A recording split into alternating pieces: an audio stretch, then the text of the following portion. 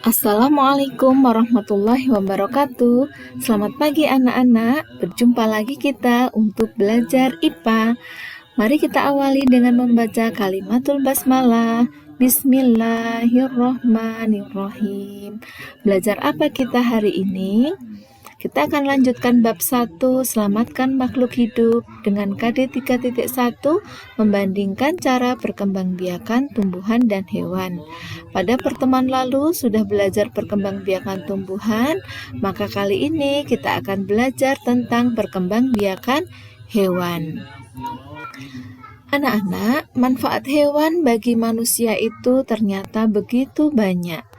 Di antaranya adalah hewan sebagai sumber makanan, bisa dipakai dagingnya, telurnya, kulitnya, dan lain sebagainya.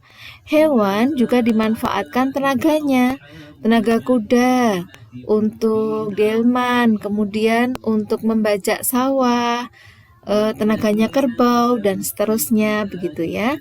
Hewan pula juga bisa digunakan untuk peliharaan ya, untuk menyalurkan kasih sayang kita di rumah. Ada yang memelihara kucing, memelihara burung, dan seterusnya.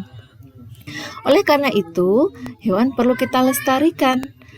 Dengan cara apa? Dengan cara berkembang biak. Kemudian Allah Subhanahu wa Ta'ala juga berfirman di Quran surah Al-Jaziyah ayat 4, yang artinya, dan pada penciptaan kamu dan pada binatang-binatang yang melata atau dahabah yang bertebaran di muka bumi terdapat tanda-tanda kekuasaan Allah untuk kaum yang meyakini. Subhanallah, artinya bahwa Allah menciptakan kita dan binatang-binatang di sekitar kita itu bukan begitu saja, bukan tanpa maksud. Semua ada manfaatnya, semua ada maksud di baliknya.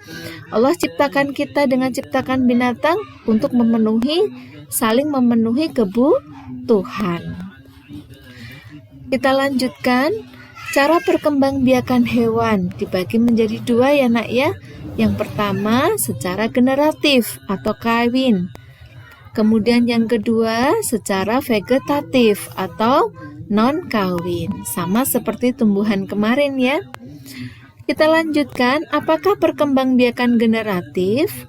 Perkembangbiakan secara generatif yaitu perkembangbiakan yang melibatkan sel kelamin jantan. Dalam hal ini adalah sperma, dan sel kelamin betina yaitu sel telur atau ovum. Pada perkembangbiakan generatif didahului dengan pembuahan fertilisasi, dengan pembuahan atau nama lainnya fertilisasi, yaitu bertemunya sel kelamin jantan dan sel kelamin betina atau ovum.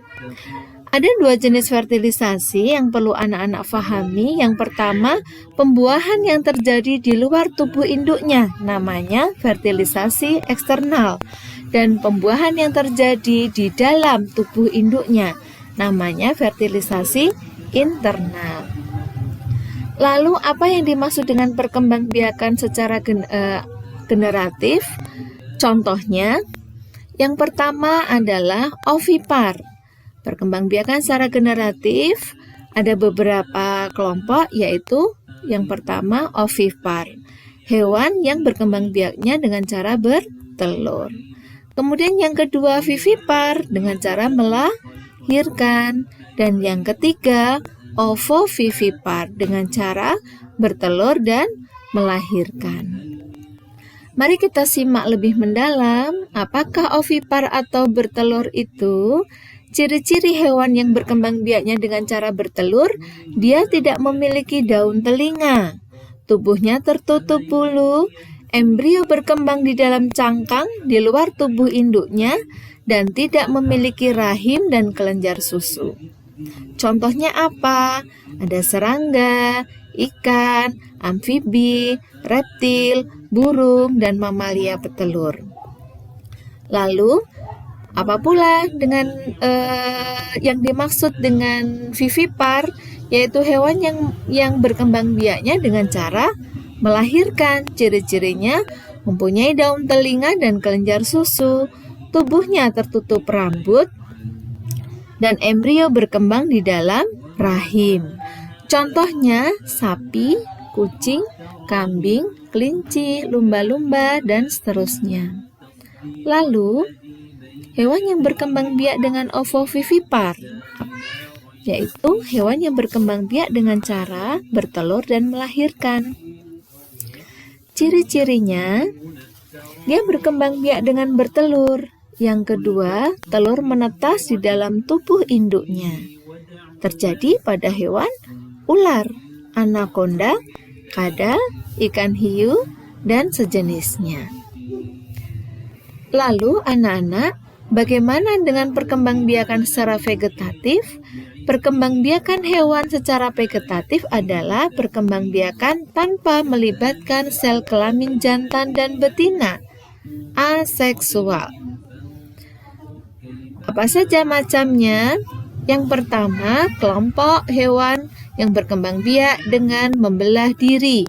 Contohnya, amuba, protozoa, paramecium.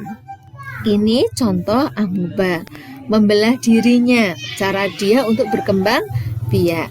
Yang kedua, dengan cara tunas. Contohnya terjadi pada hidra dan anemon laut.